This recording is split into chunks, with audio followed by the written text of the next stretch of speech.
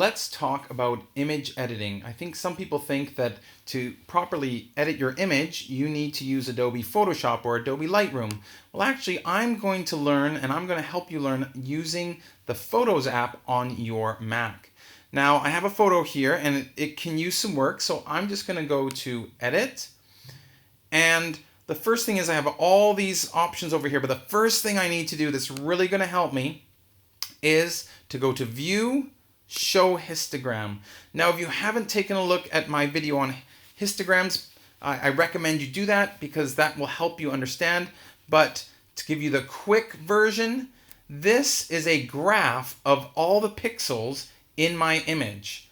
And on the left side is complete black, on the right side is complete white. So you can see this is a range of all these colors here. And I have red, green, and blue, RGB. This is an RGB histogram. So I've got actually quite a lot of green here, which doesn't surprise looking at my image. And you can see these different colors. Now it's from black to white. So a green pixel that is a certain brightness, say this brightness here, I've got quite a lot because it's just a graph. So I've got a lot of that green pixel of that brightness. Now in the middle, this is my mid-tones. I have my shadows over here and I have my blacks on this side. And then my highlights on this side and my whites over here. So how can you use this histogram to help you understand? Well, the first thing is I recommend taking a look at all these different options in here. And they've tried to set it out so you can start from the top and work your way down. Now, don't just click on the light button. There's also options over here because this light button is just going to make things brighter. And it will try to adjust them all for you, but I want you to learn about each of these different options. For example, what's the difference between exposure, brilliance, and brightness? Well, if we use the histogram, that's going to help us to understand. So let's start with exposure. Now, look at the histogram as I adjust this. As I move this, yes, it gets really bright over there. It's moving, and it's moving my all my pixels over to the side, and it's actually taking them off the side of the graph here of my histogram, and you can see what my image looks like. But I've lost a bunch of pixels over there. Now, if I go the other way, it doesn't quite get it to the blacks, does it? But I've got quite a lot of pixels now that are this darkish color. I'm going to double click to reset. So how does that differ from brightness? Well, brightness actually moves the whole graph over. So the number of pixels I have of that brightness stays the same. They just move over and all those pixels get the same amount of brightness or darkness. Okay, so here I am here. You can see that hasn't done a great job there when I look there. So there isn't one right way to do this, but a good way to do this is to start and learn about these different ones. Last one, let's take a look at brilliance here. How does that differ? Oh, you see how, look at my histogram. So when I increase the brilliance, it doesn't actually get to the whites over here. The exposure took it all the way off the graph, while brilliance sort of protects the whites. So there aren't actually complete whites in this image, even though it looks really bright. And when I take it the other way, it also protects the blacks. It doesn't actually get into the blacks there. So, well, what can I do? Well, some people might look at this and say, well, you need more contrast in this image. What does actually contrast do? Well, look at my histogram. When I increase the contrast, it's going to flatten the number of pixels I have at each brightness and bring them the brighter ones towards the white side of the histogram and the darker ones towards the dark side. And actually, again, that doesn't look very good. That doesn't look great.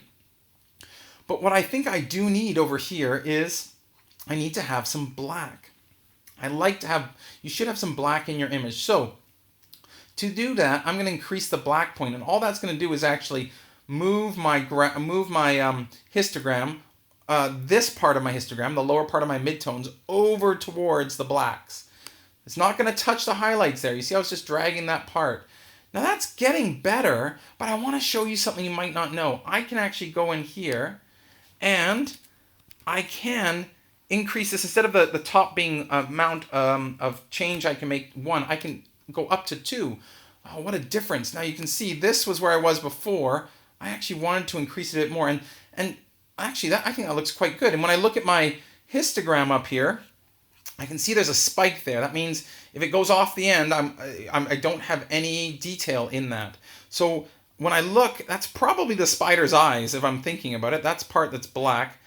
And what I can do is I can go to color. And again, I recommend going through all of these options. I'm not going to do that right now, but you can go through and see what they all do. Saturation, we know that makes things more colorful. But what does it actually do when you look at the histogram? Do you see how it's actually separating my colors? My greens are going over to one side there, and my reds are being pulled further away. My blues, so watch what happens when I go the other way, when I go and decrease saturation. All those peaks of colors come together, and now I've got a black and white image. So when I overlap all the peaks of my reds, greens, and blues, that's where I get a black and white image. I have this image that looks like this. Reset by double clicking. So again, I would recommend going through each of these and looking at these different options. How does saturation, adjusting your saturation, compare to adjusting using the black and white? Well, that's a good thing to explore. Okay. The other thing, just remember, I would start at the top and work your way down when you're editing. That's sort of how they've tried to set it out for you. What's the difference between sharpening and definition? Okay, so I might look at this and sort of increase this over here and say, oh, this is just going to make my image sharper. And when I look at the spider here, let's turn this on and off. Oh yeah, it sort of like does sharpen it quite a bit.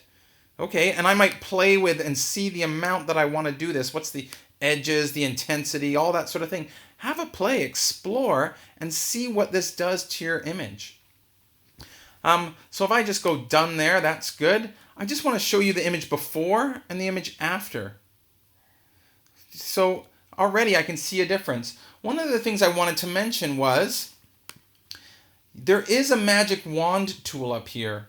Auto enhance, so I can click on that and it's going to try to do the best that it can for the picture, and that's where it got to.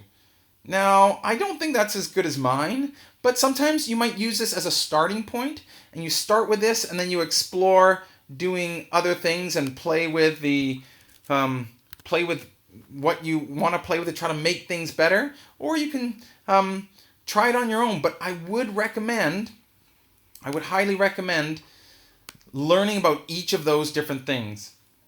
The other thing I wanted to mention was about over and under exposure. So here we go. I've got an image and it's correctly exposed. Now I can go in here and I can look at my histogram here, and I might bring up the shadows a bit. There we go. So again, when I'm bringing up the shadows, that means that I'm not affecting the highlights. I'm not moving everything in the histogram, just the shadows. I'm brightening up the shadows. Okay, you can do these different things. However, what happens when you've underexposed? So that's the same picture, but I took it underexposed severely. You can hardly see anything in the image. And what happens when you overexpose? So this is really overexposed. Let's take a look. So I'm going to go in here and edit. Now, let's look at my histogram. Wow, so much of my information is off to this right-hand side. It's off in the whites, and you can see I've actually clipped off a lot of the pixels. So I can see a little bit of information in some of these places, but a lot of the information is gone. So when you overexpose, even when I try to reduce the exposure, look at my histogram. All those pixels that I could have captured, I didn't, and you can't get them back. No matter what I do here, if I'm turning down brightness, I can't save those pixels. They're gone. So if you're taking a picture and you overexpose something, you can't get those pixels back. So be warned.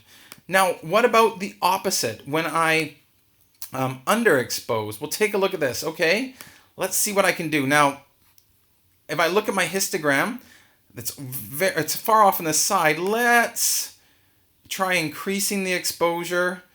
Let's bring the whole thing over. Let's use brightness. Okay, well, I'm starting to see some of the color in there.